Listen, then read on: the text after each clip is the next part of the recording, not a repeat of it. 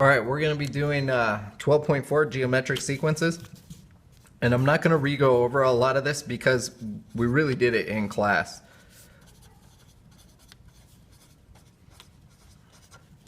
For geometric sequences, these are ones where they say there's a common difference. And what they mean by that is if I have a pattern like this, the common difference means when I divide the two successive terms, the two terms that are in a row, it gives me the same difference every single time. So what does that mean? 32 divided by 16 is 2. 16 divided by 8 is 2. 8 divided by 4 is 2. And 4 divided by 2 is 2. So they call this the common difference because it's always the same. Common meaning the same, difference meaning division. That's all that this is talking about. So when we're trying to write a rule, we would do a sub n equals the common difference, which I don't know what they put it as. I'm just going to write it as d. They might put it differently in the book. It's d to the power of n minus 1, and we multiply this by a sub 1. So that's the rule that we came up with the other day in class, and it's the same thing. They're just trying to help you find the common difference. To find the common difference, you just make sure that every single time it's the same answer when you divide them, which is the same thing. It's just a fancier way of saying, what did I multiply this by? 2. So is it the same? Times 2 times 2 times 2, and it is. That's it. Now there's a geometric mean.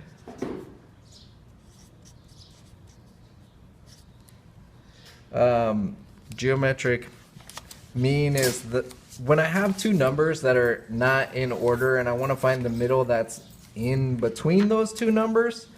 The number that's in the middle of those two numbers is called the geometric mean. So what that means is we're looking for, like, if they give me two values, using the same example, 2 and 8, and they say blank 8, and they say to find this, well, this number that goes right here is called the geometric mean, and I'm not going to rewrite it. I'm going to put it like that, geometric mean. So how you find that is you do the square root of their product. So 2 times 8 equals 16, which equals 4. So you do the square root of the product of these two guys. And that's it. Now there is a rule for finding the summation of these guys.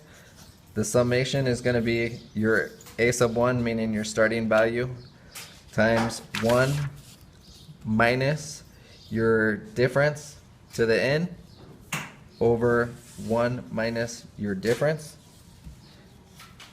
And then you just plug everything in. So using that same example that I was just doing, let's say I wanted to find the sum of the first 10 terms. Well, a sub 1 was 2. I'm going to do 1 minus my difference was 2 to the power of n, which is 10, divided by 1 minus my difference was 2,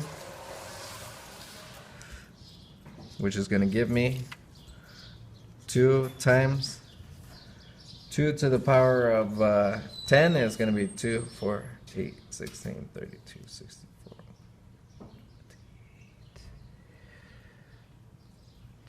256.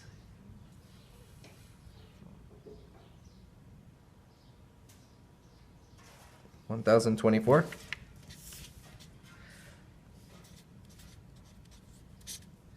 Over -1.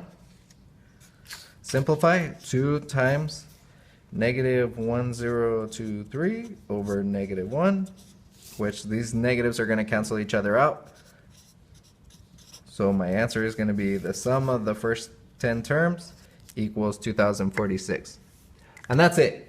We're going to go over this more in class, so don't freak out too much if you don't quite understand everything. We're going to work on a lot in class.